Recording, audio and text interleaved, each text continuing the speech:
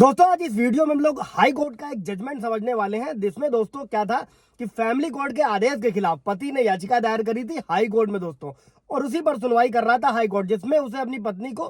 Monthly जो है 3,000 रुपए अंतरिम भरण पोषण और 10,000 रुपए जो है एक मुश्त जो है मुकदमेबाजी का खर्चा देने का आदेश दिया था फैमिली कोर्ट ने पति को दोस्तों। और इसी की तरफ से पति की तरफ से हाई कोर्ट में आरोप लगाया गया था कि पत्नी दूसरे के साथ में रह रही थी और इसलिए वो सीआरपीसी की धारा 125 के तहत अंतरिम भरण पोषण पाने के हकदार नहीं है दोस्तों। जय हिंद, नमस्कार, मैं एडवोकेट आशीष मिश्रा। लाइक कर दीजिएगा, शेयर कर दीजिएगा, सब्सक्राइब कर दीजिएगा ताकि इन्फॉर्मेशन और लोगों को मिल सके दोस्तों, और लोग भी जजमेंट से वाकिफ हो सके कि पति ने कैसे हैंडल किया था अपना केस दोस्तों। और उन्होंने यह दावा किया था,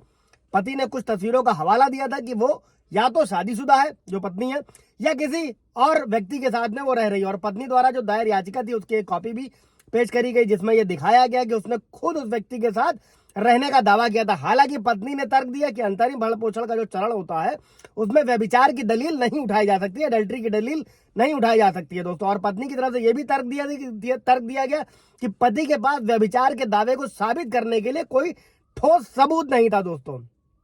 और इसी केस की सुनवाई करते हुए हाईकोर्ट ने कहा कि जो व्यभिचार है दोस्तों, आप भी समझिएगा, बहुत सारे व्यूवर्स के भी सवाल रहते हैं, अगर किसी भी तरीके से पत्नी एडल्ट्री में रह रही है दोस्तों, तो जो व्यभिचार होता है, जो एडल्ट्री होते हैं, वो ज्यादातर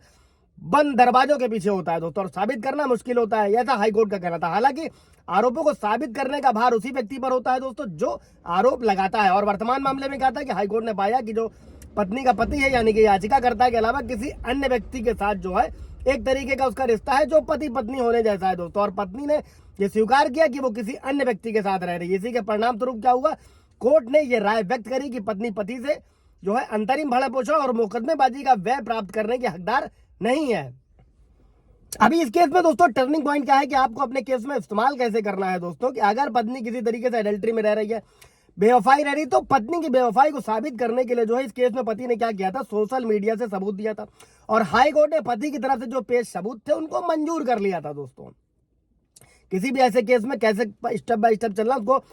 समझते रहिएगा दोस्तों। कोई सवाल जवाब होगा तो कमेंट में पूछ लीजिएगा, इसके अलावा आप अपॉइंटमेंट भी लेकर बात कर सकते हैं दोस्तों। और पत्नी की बेवफाई को साबित करने के लिए अभी कोर्ट में सोशल मीडिया से जो लिए गए सबूत हैं वो भी मान्य होंगे और इस आधार पर फैसला लिया जा सकेगा। और पंजाब हरियाणा हाई कोर्ट ने हाल ही में ये कहा था कि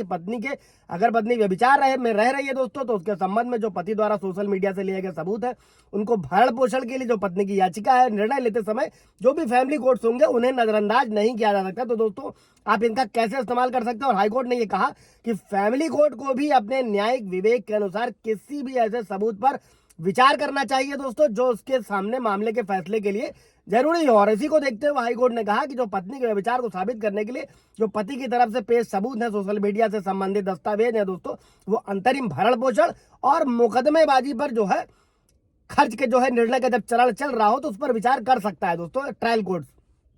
और जज ने यह साफ किया कि इस तथ्य पर ध्यान देना होगा कि जो ऐसी सामग्री जो भी है वो भारतीय साक्ष्य अधिनियम, जो पहले कानून में इंडियन एविडेंस एक्ट था, के प्रावधानों को पूरा करती है या नहीं करती है। और हाई कोर्ट ने इसी की सुनवाई करते हुए कहा कि वर्तमान जो सामाजिक है दोस्तों, हम सभी लोगों का फेसबुक है, ट्विटर है, इंस्टाग्राम है, व्हाट्सएप है, जैसे सोशल मीडिया के तमाम प्लेटफॉर्म है दोस्तों जो खुले तौर पर सारी चीजों से जुड़ा हुआ है। इसी को देखते हुए बेंच ने यह फैसला किया कि जो फोटो है, टेक्स्ट कंटेंट है, जो लेन देन है, जो इन्हीं तरीके कोई भी सोशल मीडिया के फुटप्रिंट है दोस्तों, उनको सबूत के लिए अच्छी तरीके से मैप किया जा सकता है और अदालतों को इनका संज्ञान लेना चाहिए दोस्तों। अगर आपका भी कोई ऐसा केस चल रहा है, कोई दुविधा है, कमेंट करके पूछिएगा दोस्तों। Thank you.